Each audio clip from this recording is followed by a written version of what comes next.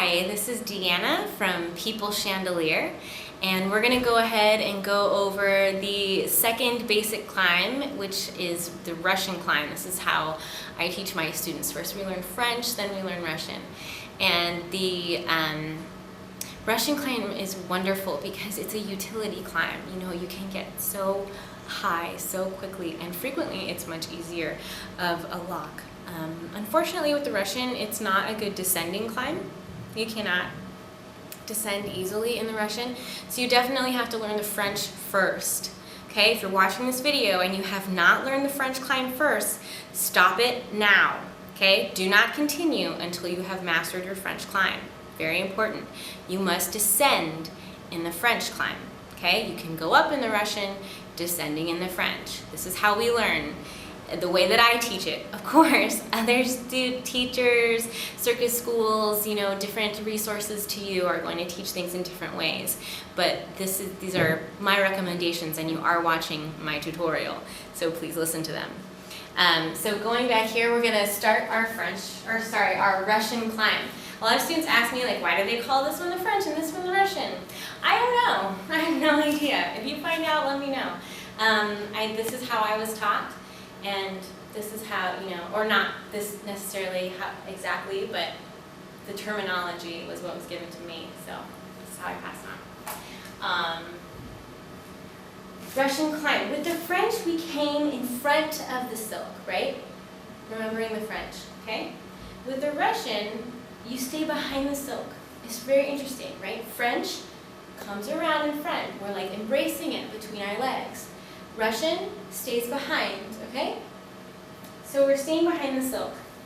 You want to position the silk between your flexed foot and your knee. Bring your knee out to the side, okay? Bringing your knee out to the side and bringing that foot in toward you. You can see that, right? My knee is sticking out at an angle and my foot is really flexed here and my knee's out to the side. Allows me to drape the silk right in front of my ankle and over the arch of my foot. Having your knee out to the side allows you to keep it over that arch of your foot. Okay, it doesn't seem like a lot right now, but later on it's important, and I find a lot of students struggling with it initially, keeping the silk positioned properly on their feet.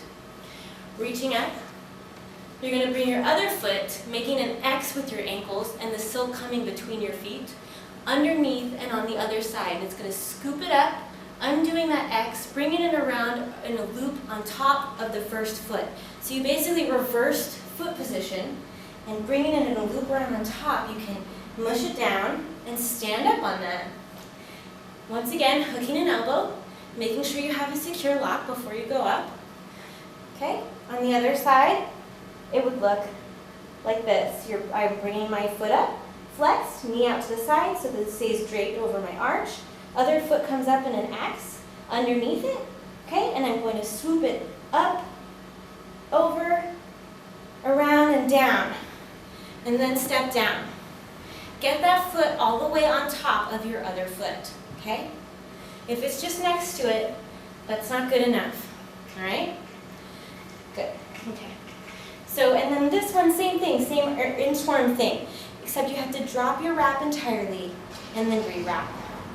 Pulling up, drop my wrap, foot on the other side, knee out, other foot under, over, around, and up, stepping on it, okay? Testing my lock again. If you are learning this, only go up 2 climbs before you practice coming down. You have to know how to come down, okay? So holding on, I'm going to get back into my French lock, okay? Back around front. Drop my wrap. Come back around front for the French. Stepping on it, relieving pressure, and coming down. Arm over arm. Okay?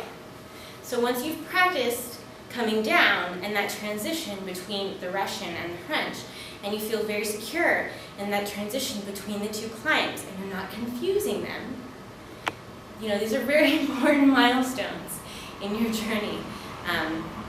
Practice the climbs on both sides. It's really important to understanding silk theory, tissue theory later on.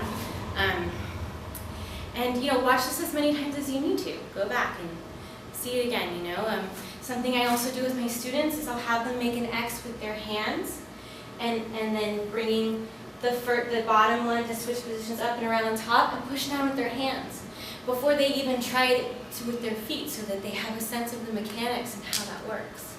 Because I think when you're watching, it's kind of like, how does that even really hold you? But then once you do it, you really understand. So yeah, I hope you find this incredibly helpful, and I enjoy making these videos for you all. Have a good one.